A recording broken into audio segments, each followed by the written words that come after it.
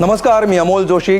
क्विकिल आणि आत्मबोध wellness centre सहप्रस्तुत माझा कट्टा, power bye Chitale shrikhand, bank of Maharashtra, चंदूकाका Saraf jewels, Barva skin therapy, छोकरा साबण आणि सोनाई पशु आहार या विशेष कार्यक्रमामध्ये आपल्या सगळ्यांचं स्वागत.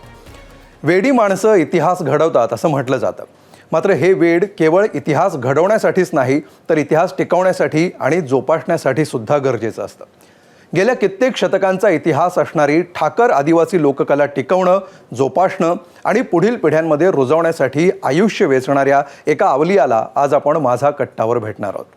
कळसूत्री बाहुल्या, चित्रकथी आणि इतर अनेक लोककला जोपासण्यासाठी अथक परिश्रम घेणारे, या कलांच्या प्रसारासाठी देश पालथा घालणारे आणि लोककला म्हणजे केवळ सादरीकरण नाही, तर ती एक जीवनशैली आहे हा विचार रुजवणारे पद्मश्री परशुराम गंगावणे आज माझा कट्ट्यावर आलेले आहेत.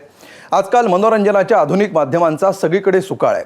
मात्र काही दशकांपूर्वी यातलं काहीच नव्हतं. त्यावेळी तळकोकणामध्ये कळसूत्री बाहुल्यांची कला बहरायला सुरुवात झाली होती. आपल्या आजोबांचा आणि वडिलांचा लोककला जोपासण्याचा हा वारसा परशुराम गंगावणे यांनी वेगवेगळ्या प्रयोगातून आणि उपक्रमातून सुरू ठेवला आहे. आता त्यांची पुढची पिढी देखील ही कला जोपासण्यासाठी सज्ज झाली आहे. आधुनिक काळामध्ये आपली जुनी आदिवासी लोककला टिकून राहणं का गरजेचं आहे आणि एखाद्या कार्यासाठी पूर्ण आयुष्य वाहून घेण्यामागं नेमकी काय विचार प्रक्रिया आणि प्रेरणा असते, या सगळ्याबाबत आज आपण चर्चा करूया परशुराम गंगावणे यांच्यासोबत. सर, माझा कट्ट्यावर आपलं स्वागत. नमस्कार. परशुराम मामा, रामनवमीच्या तोंडावर आपण कट्टा करतोय आणि तुम्ही तुमचं सगळी इतक्या वर्षांचं जी तुमची कला आहे ती रामायण महाभारत यांच्या माध्यमातून लोकांपर्यंत बाहुल्यांच्या रूपानं घेऊन जाण्याचा हा उपक्रम आणि हे व्रत तुम्ही घेतलेलं आहे. आता या इतक्या सुंदर बाहुल्या समोर आहेत, ह्याला बाहुल्याच म्हणतात का आणखीन काही वेगळं म्हटलं जातं? कळसूत्री बाहुल्या. कळसूत्री बाहुल्या. कळसूत्री बाहुल्या. पण म्हणजे तुम्हाला पद्मश्री मिळाली मधल्या काळामध्ये आणि कोकणामध्ये कुडाळसारख्या थोड्या कुडाळपासून जवळच्या गावामध्ये राहून तुम्ही ही इतक्या वर्षांची परंपरा जपली आहे. किती वर्षांची परंपरा आहे ही? आता मी वर्ष म्हणजे कमीत कमी माझ्यामध्ये 5-10 पिढ्या होऊन गेले असतील. कारण काय, छत्रपती शिवाजी महाराजांपासून आपण तर बाहेर आलो. अच्छा. ॲक्च्युली पूर्वी आम्ही हा ठाकर समाज आहे, हा आदिवासी, हा जंगलामध्ये राहणारा आदिवासी लोक, आणि जंगलामध्ये राहून ते आपलं उदरनिर्वाह साधन स्वतःच करायचे. कारण त्यांना काय खायला लागतच नव्हतं ना. कंदमुळं खाऊन राहायचे, अंगावर काय कपड्याची काय त्यांना गरजच नव्हती. असे राहणारी ही लोक. परंतु ही लोक फार हुशार. त्यामुळे आम्ही नुसते ही फक्त कंदमुळं खातोय आणि राहतोय आपण. अरे आपलं स्वतःचं काहीतरी मनोरंजन पण काहीतरी करायला पाहिजे ना. मग कुठल्या तरी एका गंगावण्याने म्हटलं की आपण एक पेंटिंग करू. दुसऱ्याने एकाने म्हटलं आपण बाहुल्या बनवू, कळसूत्री बाहुल्या बनवू. अरे हे बनवायला सगळं काहीतरी पाहिजे ना. तर मग एकाच एक सांगतोय, अरे काय आपल्याकडे पाहिजे, आपल्याकडे जे काय कोणाकडे नाही ते आपल्याकडे आहे. कारण आपण निसर्गाच्या सांधेमध्ये राहतोय ना. त्यामुळे सगळं निसर्गच आपल्याला देतोय आणि त्याच्यातूनच आपल्याला हे सगळं बाहेर काढायचं आहे. असं त्यांची ती गप्पा गोष्टी झाल्या. आणि ह्या 3 कला ज्या आहेत, थोडक्यात सांगायचं म्हणजे कळसूत्री मेन. कळसूत्री काय नाव आहे बघा, कळसूत्री म्हणजे ह्या बोटांवर नाचवणारी ती कळसूत्री. तिचं वजन 1.5 किलो 2 किलो वजन असतं एका बाहुलीचं. आणि ती त्या 2-2 बोटांवर असे ना, म्हणून ती कळ आणि त्याला सूत्र, म्हणून त्याचं नाव पडलेलं आहे कळसूत्री आणि कळसूत्री बाहुल्या. मग त्याने म्हटलं दुसऱ्याने की आपण ह्या कळसूत्री झाल्या, मग आपण चित्रकथी पण बनवू. अच्छा. मग ते एकाने चित्रकथी बनवायला सुरुवात केली. पोती, चित्र. आता चित्र बनवायचं म्हटलं किंवा हे बाहुल्या बनवायचे म्हटलं की काहीतरी आपल्या समोर काहीतरी पाहिजे ना, कुठला तरी विषय पाहिजे. कारण मी आता मुंबईला येतो म्हणजे विषय काहीतरी होता ना. मग छत्रपती हा 3 ज्यावेळी कला ज्यावेळी करायला लागले आणि शिवाजी महाराज जंगलामध्ये आले आणि शिवाजी महाराजांची नजर ह्या लोकांवर पडली. तर मग तर काय, हे लोक अंगार यांच्या कपडा नाही, परंतु एक व्यक्ती कमीत कमी 7-7 फूट उंचीची व्यक्ती, त्यांना कधी औषधाचं दव्याचं काय माहिती, सगळं आयुर्वेदिक सगळेवाले ना ते. आणि शिवाजी महाराजांनी बघितलं तर ह्या 3 कला आणि बाकीच्या ह्या दोन झाल्या, एक झाली कळसूत्री, हां. दुसरी झाली चित्रकथी चित्रकथी. आणि तिसरी शॅडो पपेट, चांबड्याच्या बावल्या. अच्छा हे जिवतीचं चांबडं काढायचं. बर तर बकऱ्याचं काढायचं, पण बकऱ्या त्यावेळेला कमी होते, त्यावेळेला मेंढे बकरे वगैरे म्हणजे असे जिवतीचं चांबडं काढायचं. ते त्यांनी चांगलं असं घासायचं, पातळ करायचे आणि दोन्ही साईडनं त्याला एकदम स्किन करून, म्हणजे ते देखील घासण्यासाठी त्यावेळेला पेपर कुठे होता, मग खरवतनीचं पान, एक खरवतन म्हणून झाड असतं, त्याचं पान घ्यायचं आणि त्याला असे डॉट डॉट असे ह्याच्यासारखेच पॉलिश पेपरसारखे हे असतात, त्याने ते घासायचं आणि त्याच्यापासून ह्या चांबड्याच्या बावल्या बनवायच्या. मग हे काय आहे? ह्याच चांबड्याच्या बावल्या, ह्या चांबड्याच्या भावल्या? ह्या चांबड्याच्या बावल्या आहेत ओ, आणि ह्या चांबड्याच्या बावल्या असे ते बनवायचे. हे कशाचं चांबडं असेल? आता हे आत्ता आम्ही जे वापरतोय ते बकऱ्याचं चांबडं, गोटचं काय, पण ह्याच्यापूर्वी ते जिवतीचं चांबडं वापरायचे बर आणि आता आम्ही हे गोटचं चांबडं वापरतो. बर.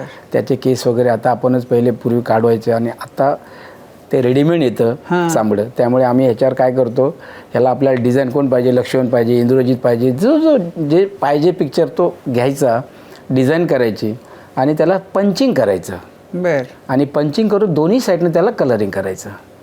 ओ, दोन्ही साईडनं. आता हे कलरिंग दोन्ही साईडनं करण्याच्या पाठीमागचा उद्देश पण काय आहे तो बघा. असा आमचा एक स्टेज असतो हां आणि स्टेजच्या आतमध्ये एक व्यक्ती बसलेली असते हां आणि त्याच्यात ते गोड्या तेलाची बत्ती लावलेली असते बर आणि ती बत्ती लावल्यानंतर एक हातामध्ये शंख घेतो आणि शंख मोठ्याने वाजवतो आणि वाजवल्यानंतर हे जे स्टिक आहे, या हातामध्ये जे काठी आहे, हे घेऊन त्या बत्तीच्या समोर असं घेऊन येतो. आता ते बत्तीच्या समोर घेऊन येतो, याचं होतं काय तर ह्याचा शॅडो त्या स्किनवर पूर्ण कलरमध्ये येतो. ओ हो कलरमध्ये. आणि म्हणून त्याला दोन्ही साईडनं कलर काढू आणि जे पंचिंग केलेलं जे आहे ना त्याचं ट्रान्सलेशन म्हणजे असं तो प्रकाश त्याच्यातून त्या ह्याच्यावर जातो ना आणि तो कलर मग त्या स्किनवर पूर्णपणे असं येतो. ओ हो हो हो, म्हणजे खूप म्हणजे त्यांचे अद्भुत आहे. अद्भुतच अशी चांबड्याच्या. नंतर मग चित्रकथी तुम्ही म्हटलात, पोती, ह्या 3 कला तर त्यांनी पाहिल्याच. ही पण पोती जे म्हटली ना ते पानांवर करत होते, कशाच्या कुठल्या तरी एका पानांवर. बर आणि सगळे कलर, सगळे नैसर्गिक कलर. कशापासूनचे काय करायचं, झाडाची पानं काढली, माती घेतली, दगड घेतला, तो घासला, अरे हे सगळं झाले कलर, 4 कलर झाले. ब्लॅक कलर पाहिजे तर ते आग पेटवायचे, परसा पेटवायचे असं ना, मग त्याच्यावर अशी काजळी व्हायची, मग तो ब्लॅक कलर त्यांनी तयार केला. पण हे सगळं पाणी व्हायचं, ते त्या टिकलं पाहिजे ना, तर ते टिकणार कसं, मग तरी काजू, आता जंगलामध्ये राहणारी लोक, एक काजूचं झाड होतं, त्या काजूच्या झाडावर त्यांनी दगड मारला. दगड मारल्यानंतर त्याचा डिंक 2 दिवसांनी तो खाली आला असा. तो डिंक त्यांनी काढला आणि त्या कलरमध्ये, प्रत्येक कलरमध्ये मिक्स केला आणि ते कलर करायला त्यांनी सुरुवात केली. ब्रश कुठे, काठी झेझरली अशी त्यांनी, त्याचं ब्रश केलं. स्केच कुठे आहे, काही नाही. पेंटिंग कसं केलं, स्केच नाही, पण हेच पेंटिंग करायला 5 वर्ष काढावी लागत आहेत. ओ, ह्या डिझाईन्स करायला 5 वर्ष लागत आहेत. आता ह्या लोक कुठे गेले होते, कुठल्या कॉलेजमध्ये गेले होते, हे आदिवासी कुठल्या कॉलेजमध्ये गेले, कारण माझ्याकडे फार आता कॉलेजेस येतात, हे फक्त शिकण्यासाठी. हे बघा, हा शूर्पणखेचा मुलगा आहे. ओ हो हो हो, हा शूर्पणखेचा मुलगा आहे. त्याचं काय आहे, कशासाठी तो उलटा राहिलेला आहे बघा, की लोकराज्य मोडावं आणि दैत्यराज्य जोडावं. म्हणजेच काय, आम्ही जे आता जे इथं समोर जे आहोत हे नष्ट व्हायचे आणि दैत्यराज्य जोडावं, म्हणजे रावणाचं राज्य. त्याच्यासाठी 12 वर्ष हा तपश्चर्या करत होती ही व्यक्ती. किती वर्ष, 12 वर्ष. आणि एकच शेवटचा दिवस होता, एकच दिवस होता. आणि लक्ष्मण ज्यावेळेला पंचवटीमध्ये गेले, तिकडे ते वनवासाला गेले, त्यावेळी फळं आणायचं कोण, लक्ष्मणच आणायचा. 14 वर्ष, 12-13 वर्ष फळं आणायची, कुठून फळं आणणार. व्यक्तीने त्या काय फळ खाल्लंच नाही म्हणा कुणी, लक्ष्मणाने शोधत शोधत शोधत शोधत शोधत ती फळं गेला. फळं संपली, तर करायचं काय, भावांना न्यायचं काय बंधुराजांना, रामाला. मग गेला तर काय, एक जंगल झालं. ही जी व्यक्ती तपश्चर्या करत होती 12 वर्ष. शूर्पणखीचा मुलगा येतो. एवढ्यात 33 कोटी देवतांनी एक सभा घेतली आणि म्हणाला ह्यानी जर ही त्याची तपश्चर्या जर पूर्ण झाली तर आज आपल्याला मानवराज्य संपलं आणि दैत्यराज्य आलं. त्यामुळे आता ह्याच्यासाठी आपल्याला काय ते शेवटचा दिवस, एकदम शेवटचा. आणि तुम्हाला खरं त्या सर्व देवतांनी एक खरगस खाली टाकलं, म्हणजेच काय ती तरवाल अच्छा. दिसते. हां, त्याला आम्ही खरगस म्हणतो. बर. असं ते वरून माझ्या समोर इथं काय दिसतंय, हे वेगळं दिसलं ना. यांच्याकडे धनुष्यबाण असतो ना, बाण आहे, आणि हे एक वेगळं तरवालसारखं काय म्हणतात. त्यांनी ते उचललं तर ते असं ते गंजल्यासारखं होतं, गंजलेलं असं. बाजूला दगडच ना, जंगलामध्ये दगड असतात. ते घेतलं आणि त्यांनी दगडावर असं जरा केलं, म्हणजे त्याला थोडीशी धार काढल्याचं असं बघूया तरी. आणि आता काय तुटते काय बघू आपण, काहीतरी झाड वगैरे एखादं असं. आणि ती झाडांवर मारलं तर काय, शूर्पणखीचा मुलगा सिंगऋषी तो आता चित्राच्या मागच्या बाजूला आहे त्याच्या ते. पाठीमागे तरवाल त्याच्या बसला. हो. आणि आई आई आई आई आई आई करून तो मेला. मेला. आई आली, आई तर होतीच ना जंगलामध्ये, आली आणि मग तिनं मांडीवर घेतलं आणि मग ती शोक करायला लागली. आणि मग तिने आपलं रूप बदललं आणि मग ती, म्हणजे ती फार मोठी स्टोरी अच्छा. आहे. पण ही जी स्टोरी तुम्ही आता सांगितली, ही प्रचलित जे रामायण आपण ऐकत आम्ही आलेले आहोत, बरोबर. त्याच्यामध्ये तर शूर्पणखेला मुलगा होता आणि त्यात तो तप करत होता वगैरे, तर हे नव्हतं.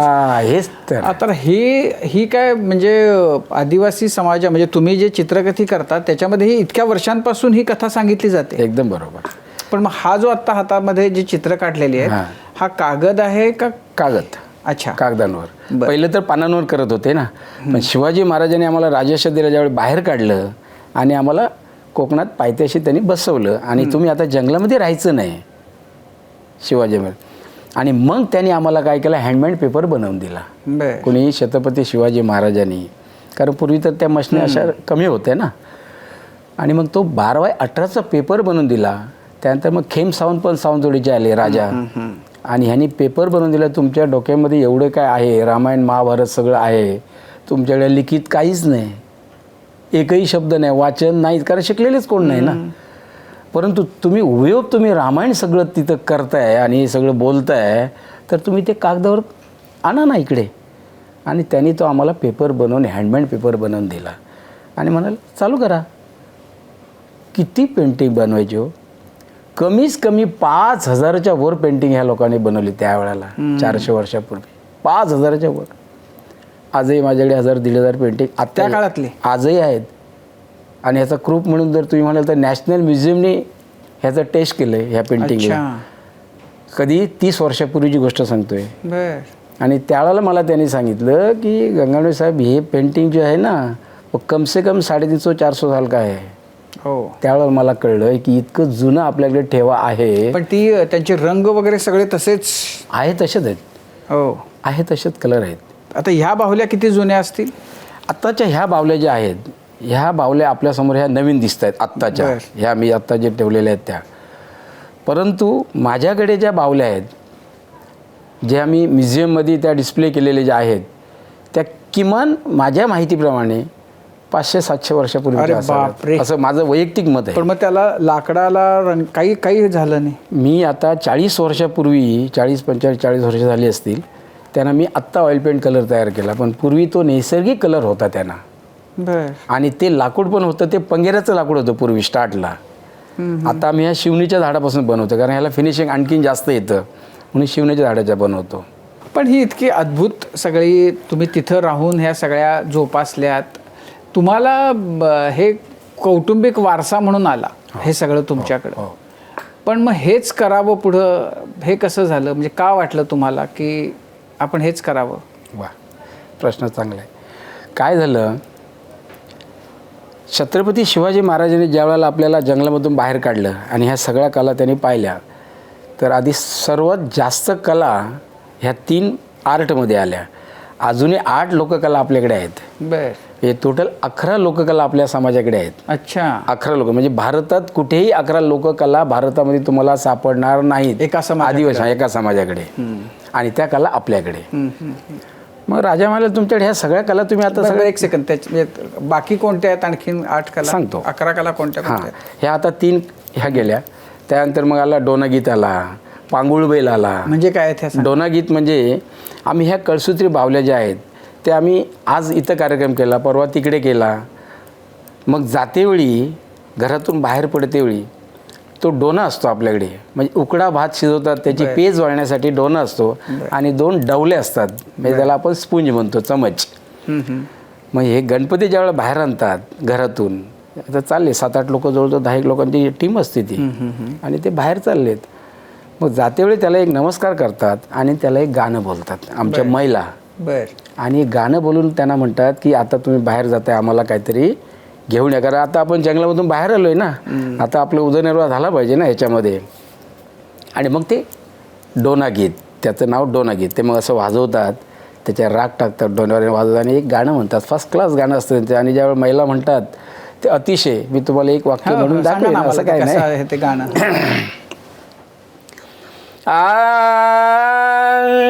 उठ उठ रे माई दादा, बैल झुप रे राटाला, बैल झुप रे राटाला, पाणी जाऊने पाटाला, काय के गदी बनाला, के गदी बनाला.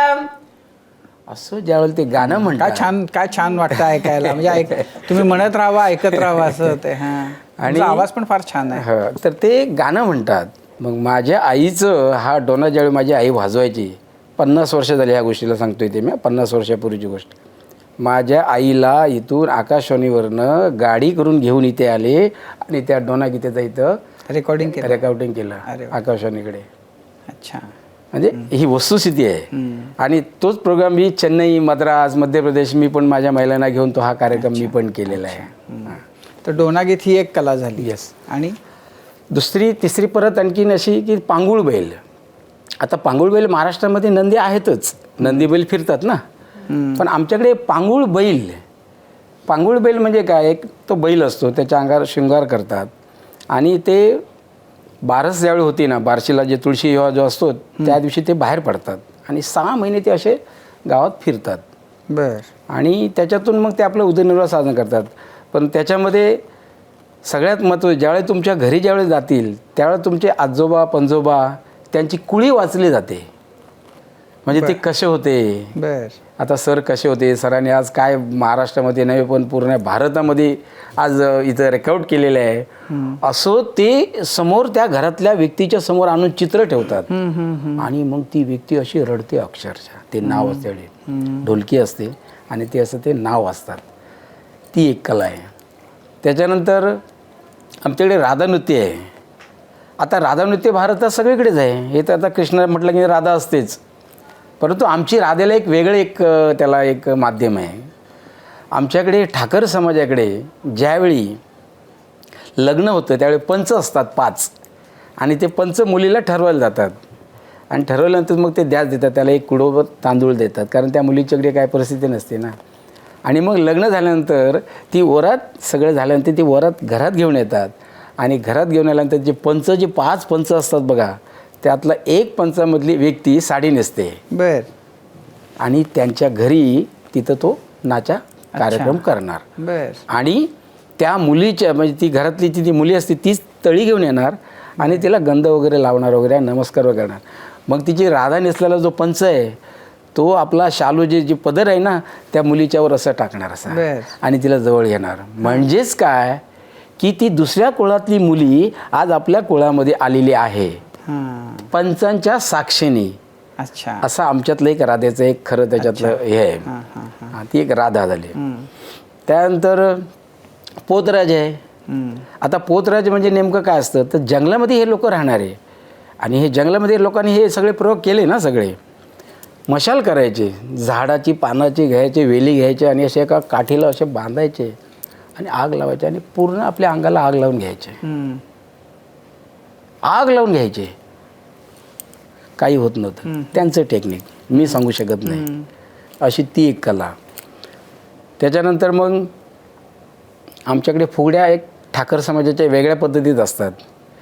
त्यांच्या साड्या म्हणजे तुम्हाला माहिती असतील, म्हणजे त्या काहीच नाही, म्हणजे असे नुसते अशी एक हे लावायचे आणि त्या अशा लोटकना घालून अशा वगैरे त्या फुगड्या एक आहेत.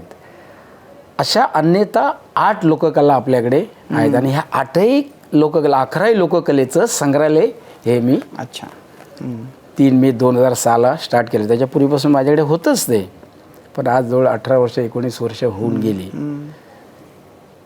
खरं कलेला जिवंत ठेवण्याचं काम आपण केलं तो भाग वेगळा आहे, परंतु शिवाजी महाराजांनी हे सगळं ज्यावेळी बनवलं आणि ज्यावेळी दिसलं ना, त्यावेळी आम्हाला प्रत्येकाला त्यांनी एक मंदिर दिलं.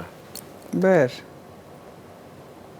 तुमच्या डोक्यामध्ये एवढं काय आहे तर लोकांचं पण तुम्ही मनोरंजन करा, लोकांचं पण प्रबोधन करा ना. बर. आणि मग मला केळबाई मंदिर दिलं. मला माणगाव गाव तिथे माऊली मंदिर आहे, तिथे वेतोळाचं मंदिर आहे, तिथं मला परत दुसरा कळसूत्री बावल्याचा दिला कार्यक्रम. किती वर्ष झाली बघा आता शिवाजी महाराजांचे. आणि ते कार्यक्रम आजही आम्ही त्या मंदिरमध्ये जाऊन ह्या कळसूत्री बावल्याचा ह्या चित्रकथीचा जाऊन कार्यक्रम करतोय. वर्षातून एकदा 9 दिवस हा चित्रकथीचा कार्यक्रम होतो मंदिरमध्ये, केळबाई मंदिरमध्ये. बरं. आणि वर्षातून एक वेळ हा कळसूत्री बावल्या त्या माऊली मंदिर म्हणून, वेताळ मंदिर म्हणून तिथं. बर. आणि अन्यथा आमचे कार्यक्रम सगळे चालूच असतात. पण हे कार्यक्रम ज्यावेळेला मी 10 वर्षाचं असताना, सर 11 वर्षाचं असताना वडील ज्यावेळेला हे झाले, मला ह्याच्यातलं काय माहिती होतं, काहीच नव्हतं. मग माझी आई, आम्ही आधी 4 भावंड 5, मोठ्या बहिणीचं 7-8 वर्षामध्ये लग्न झालं. 7-8 वर्षामध्ये ती गेली. बाकीचे 3 भाऊ होते. जराशी थोड्या त्यांना कळायला लागल्यावर त्यांनी गाव तिकडचा सोडला आणि त्यांनी इकडे मुंबई पकडली. आई आणि मी दोघंच, कोणी नाही. कसं जीवन जगायचं. आई म्हणाली आता आपण त्या मंदिरमध्ये जाऊ, कुठल्या केळबाई मंदिर जे दिलेलं आहे बघा, तिथं आपण जाऊ आणि तिथले जे गावकर गाडी गुरव जे आहेत त्यांना सांगू बा हे आता आम्हाला काही जमणार नाही, कारण माझा मुलगा लहान आहे आणि त्याला आता काय हे जमणार नाही. मग तुम्ही आता जरा देवीला जरा सांगणं करा. त्या गाडी गुरवांना बोलवून घेतले आणि त्याने सांगितलं. मग ते सगळे गाडी गावकर आले सगळे तिथे आणि त्यांनी पहिला प्रसाद लावला. 7वा प्रसाद झाला. अच्छा. देवीने काय कौल दिला नाही? दिला नाही कौल. माझं हे झालंच पाहिजे. तुम्ही काय करा, व्हिडिओ लावा, आणखीन काय करा, काय हवं ते करा, नको ते करा, परंतु हे जे गणपतीचं पान आहे ते माझ्यासमोर आलंच पाहिजे. चित्रक पोती. तरी पण काही गावकऱ्यांना ते पटलं नाही. कदाचित तो तांदूळ असंच पडला असेल. मग त्याने अवसार कुदवला तिथे. आमच्याकडे कोकणामध्ये अवसार कुदतात, तुम्हाला कदाचित माहिती असेल, म्हणजे देव कुदवतात. बर. हां, असा अवसार येतो त्यांच्या अंगावर. मग ती देवी आली, केळबाई आली अंगावर एकाच्या, आणि माझ्या आईला त्याने सांगितलं, लेकरा माझा हा जो कार्यक्रम चालतोय ह्या काल आणि आज नाही आहे. माझ्या मंदिराची स्थापना झाली त्यावेळापासून चालतोय, त्यामुळे हा तुला बंद करता येणार नाही. मग माझा मुलगा काय करणार? तू काही कोणाला घेऊन त्या मुलाला बरोबर पाठव. आणि मग हा चित्रकथेचा कार्यक्रम माझ्या भावजींना घेऊन, विश्राम गरुड म्हणून बहिणीचे मिस्टर, त्यांना मी घेऊन जायचो आणि त्या मंदिरमध्ये आम्ही जाऊन तो कार्यक्रम. म्हणजे तुम्ही त्या वयापासून करता? येस. ओ. अशी ती सुरुवात. पण मग तिथं जेव्हा कार्यक्रम करायचा तेव्हा आता हे तर आहे रामायणातलं. हो. तर मग रामायण महाभारत याच 2 मुख्यत्वे आहेत? दोन्हीच. अन्यथा आम्ही जास्त आमचा जो भर आहे तो रामायणावर. बर. कळसूत्री बावल्या हे रामायण, बर. चित्रकथी पोथी रामायण, शॅडो पपेट्स रामायण. बर. म्हणजे ह्याचा वेगवेगळा ह्याच्यात भाग आहेत. आता हे कळसूत्री बावल्या म्हटलं की सीता सैवर आला, रामाचं लग्न आलं. शॅडो पपेट म्हटलं की पंचवटी आला, म्हणजे राम वनवासाला. आणि इकडे कॉमन सगळं. तुम्ही इतक्या आडभागामध्ये राहून हे इतक्या व्रतस्थपणाने, आणि तुम्हीच नाही तुमच्या इतक्या मागच्या पिढ्यांनी हे सगळी कला सांभाळली आणि प्रेमानं जोपासली ती, पण तुम्हाला शोधून पद्मश्री मिळणं देणं ही फार मोठी गोष्ट आहे. तुम्हाला पद्मश्रीसाठी हल्ली असं आहे की खूप जण पद्मश्री मिळावी म्हणून आपल्याला इकडनं तिकडनं वशिले लावा, शब्द टाका, आणखीन प्रयत्न करा, असं करताना मी बघतो. तुम्हाला पद्मश्री आपल्याला मिळाली आहे हे म्हणजे काही अंदाज होता का की आपल्याला यावर्षी पद्मश्री मिळणार आहे? सर, हे ध्यानीमनी पण नाही आणि माझ्या आयुष्यात किंवा मी फक्त माझं स्वप्न होतं की माझ्या कलेला मी जिवंत ठेवणार. हे माझं स्वप्न लहानपणापासून. कारण वयाचा 7 वर्ष असल्यापासून मला गायनाची थोडीशी सवय होती. मी गायचो, मी भजन करायचो, गायचो वगैरे. ह्या कार्यक्रमात वडिलांच्या बरोबर हात धरून जायचो कळसूत्री बावल्यांचे कार्यक्रम करायला.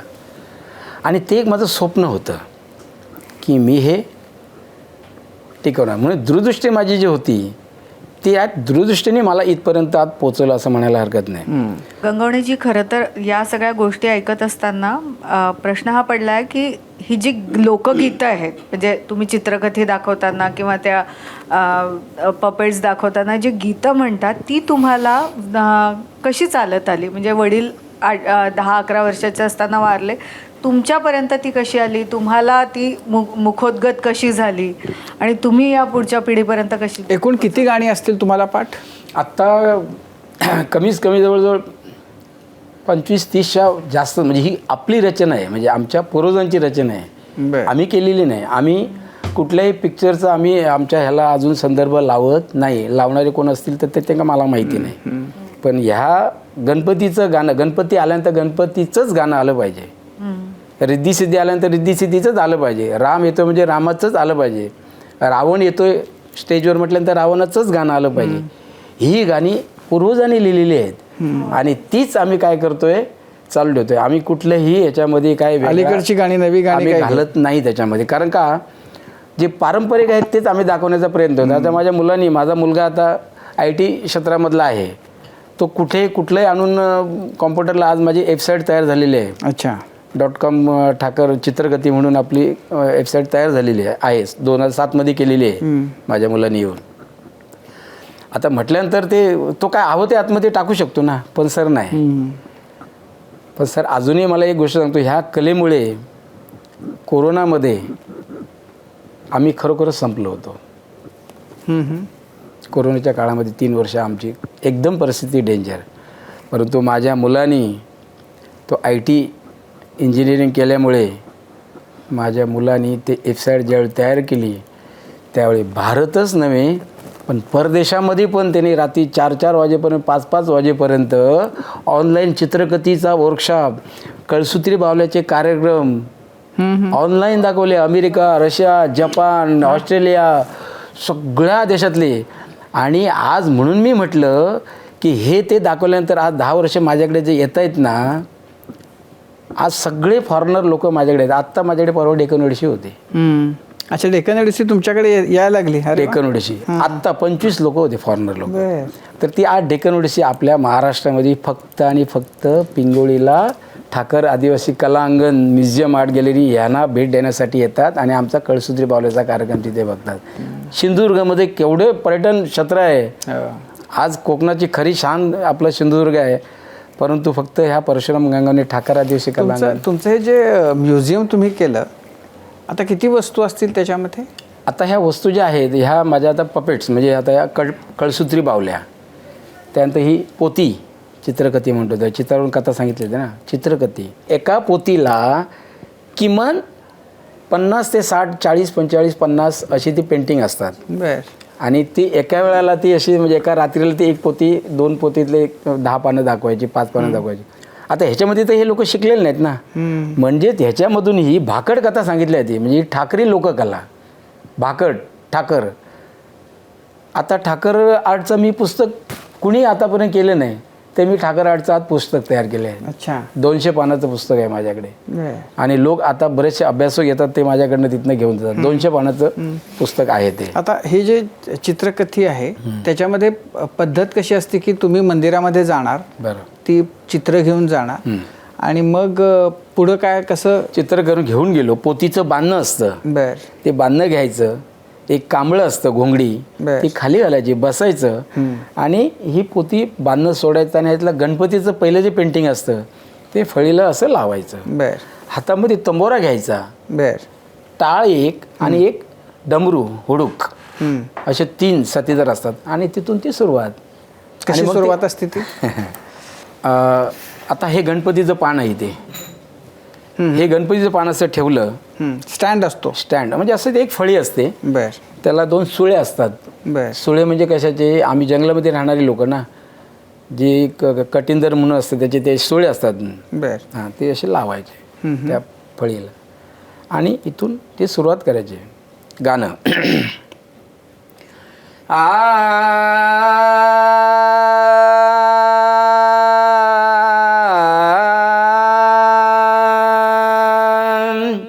दे पायाची जोड मोरया, दे पायाची जोड,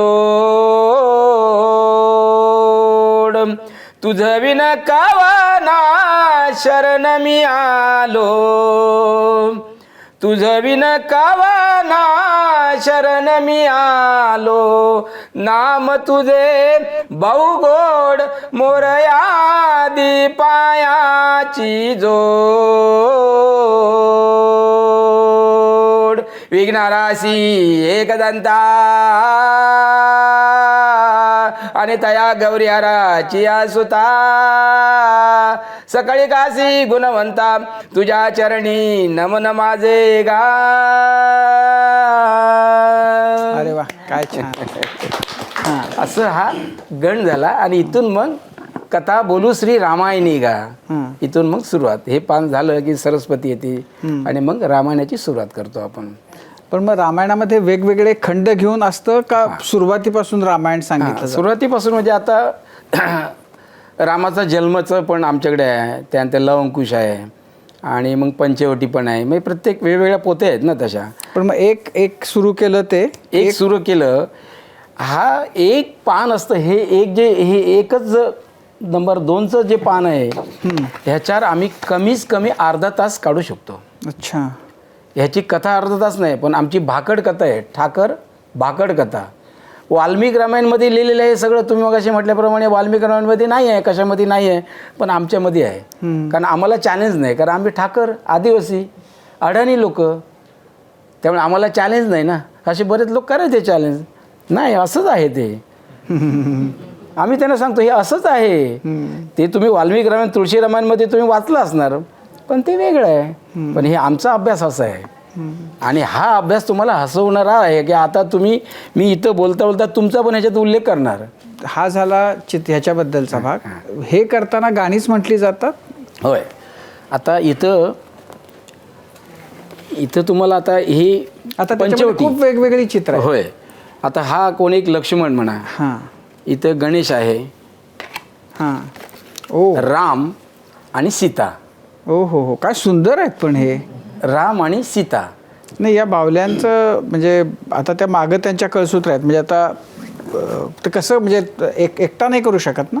नाही, हा पपेट्सचा एकटाच आतमध्ये नाचवतो. नायकी मी करतो.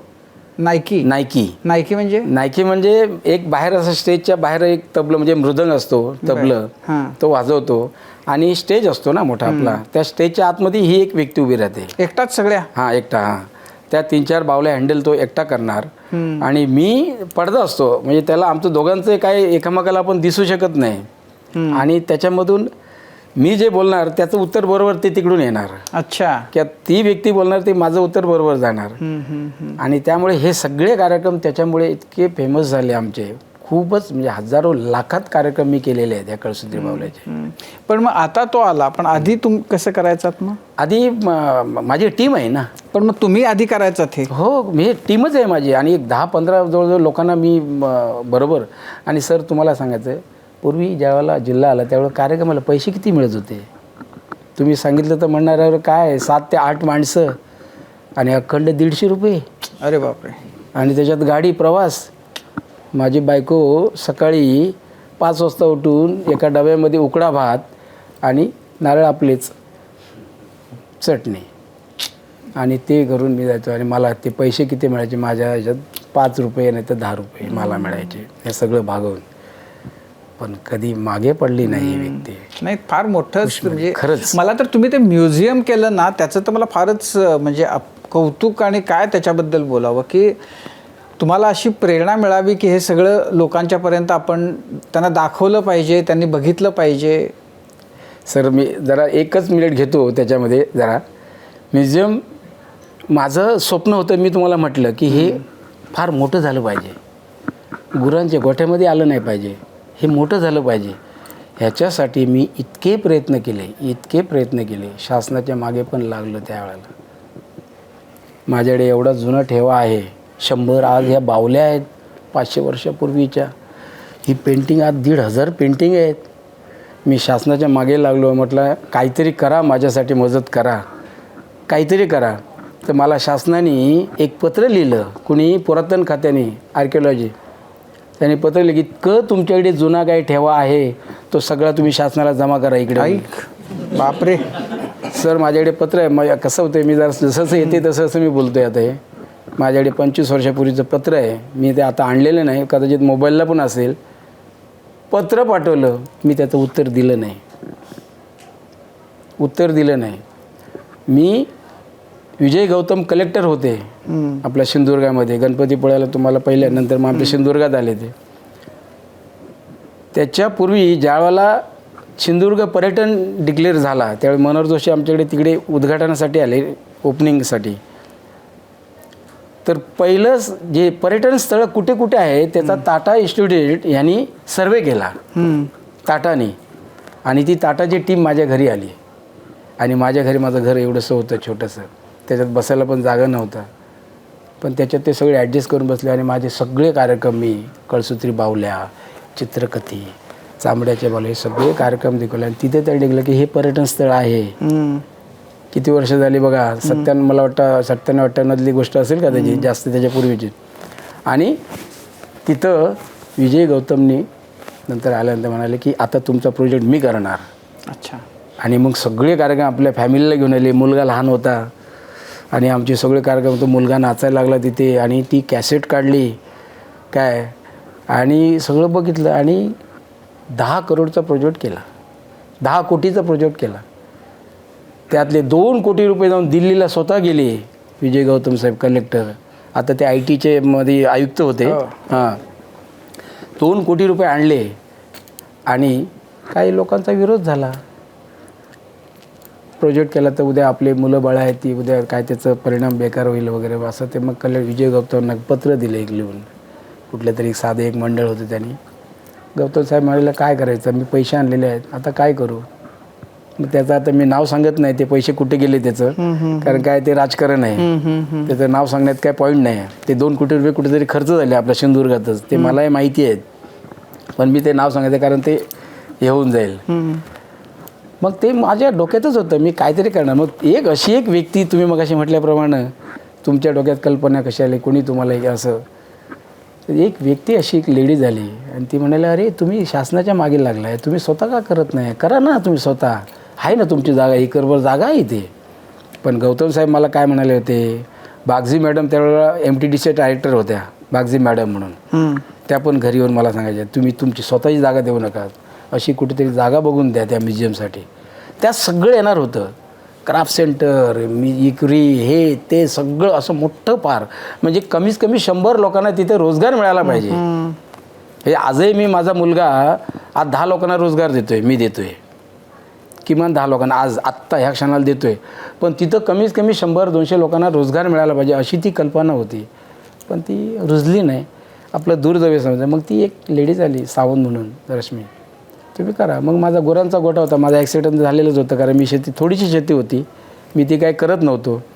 आणि मग त्या गुरांच्या गोठ्यामध्ये त्या मेढी होत्या, त्या पाडल्या, आणि त्याला अशी भिंत पडली, त्याला जरा डागवी केली, आणि तिथं हे म्युझियम बनवला. त्या म्युझियमकरता कोण आले, प्रभाकर फणशीकर, अच्छा, विजया मेहता, केवढ्या मोठ्या महान व्यक्ती बघा, विजया मेहता, प्रभाकर फणशीकर, कलेक्टर, SP सगळेच आलेले. शेवटचं वाक्य त्यांचं एक, म्हणजे सगळं 2-3 तास कार्यक्रम चालला तो. आणि मला म्हटलं गंगावणे साहेब तुम्ही काय सांगताय, गुरांचा गोठा आहे, एवढंसं तुमचं म्युझियम, असं तुम्ही एवढं म्हणताय ना, हे एवढं नाही आहे, हे कलेचं माहेर आहे. जिथं आम्ही इथं आहोत ना, हे कलेचं माहेर, इथं बघा, इथं उद्या काय होईल ते बघा तुम्ही. असं कोण बनवले, प्रभाकर फणशीकर. आजही शब्द त्यांचे माझ्या कानावर पडतात आणि खरोखरच कलेचं माहेर ठरलं ते. आज सगळ्या ज्येष्ठ नागरिकच्या बाहेरच्या परदेशातल्या सगळे टूर आपल्याकडे येतात, म्हणजे ते कलेचं माहेर झालं ना, कलेचंच माहेरघर झालं ते. मला वाटतं की सगळ्यांना उत्सुकता जी आहे ती त्या बघण्याची आहे. तर एकदा त्याचं आपण छोटं प्रात्यक्षिक बघू आणि मग नंतर आपण आणखीन प्रश्न घेऊ. फुगाडी सये फुगाडी ग, फुगाडी सय्या फुगाडी ग, फुगाडी तातड गाल गाल गाडी, फुगाडी तातला गल गल गाडी, फुगाडी तातड गाल गाल गाडी, फुगाडी तातला गल गल गाडी. आता विशू मनाचे आता विज मना तोरी ता फुगाडी ग, फुगाडी सय्या फुगाडी ग, ए फुगाडी सये फुगाडी ग, फुगाडी सय्या फुगाडी ग. हो हो हो हो दमाय दमाय दमायले एरंडा खाली बसायले, एरन गेलो गोयाक पडगो माझ्या पाया. अरे वा वा, काय तुम्ही फुगडी घातली ग. आता तुमचं नाव सांगा बघू. माझं नाव अमली. हा, माझं नाव अमली. अरे वा. आणि आमच्या कोकणातले हापूस आंबे खाऊन दमली. अरे वा वा वा वा वा वा. आणि तुमचं काय हो? माझं नाव उकली. हा, माझं नाव उकली. हा, हा. आणि कचऱ्याच्या कुंडीत जाऊन थुकली. अरे वा, स्वच्छ भारत अभियान. छान छान छान छान छान. धन्यवाद. असे असं याच्यामध्ये वेगवेगळे आम्ही त्याच्यामध्ये डायलॉग टाकतो, म्हणजे लोकांपर्यंत जरा थोडंसं इंटरमेट झाले पाहिजे असं ते. याच्यामध्ये चॅलेंजिंग म्हणजे हे करताना सगळ्यात चॅलेंज काय आहे, म्हणजे जेव्हा या बोटांनी केलं जातं तेव्हा? एका वेळी 3 बावल्या नाचवण्याचा एक मेन टास्क आहे. 3 बावल्या. ह्या 3 बावल्या एका वेळी नाचू शकतो. हो. तर अशा 3 बावल्या एका वेळी नाचतात. एकीकडे तुमचा एवढ्या मला वाटतं 4-5 दशकांचा पूर्ण अप्स अँड डाऊन्स तुम्ही बघितलेले आहेत. तर ह्या 2 गोष्टी आहेत. एक तर ह्या कलेमध्ये ज्या काही तुम्ही खस्ता खाल्ल्यात, आर्थिक संघर्ष केलात, हा एक भाग.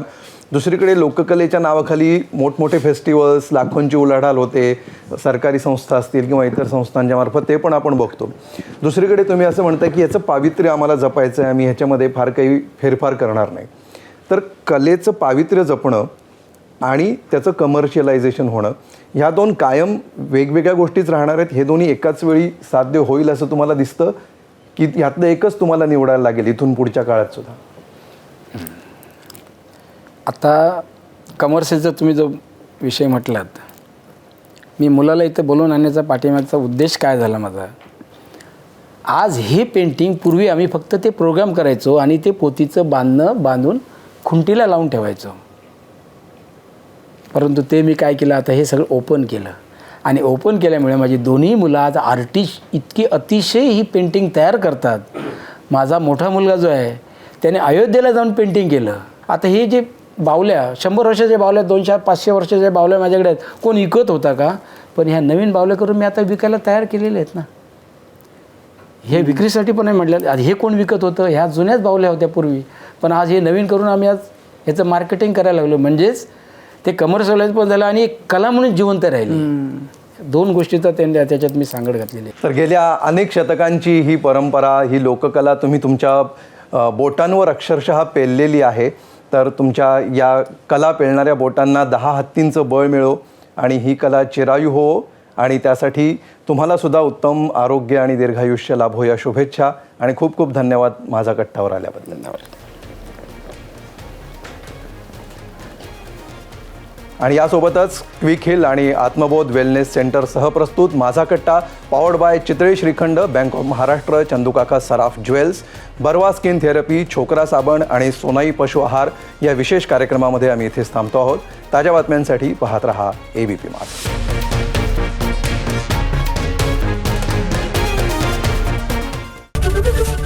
ABP माझा, उघडा डोळे बघा नीट.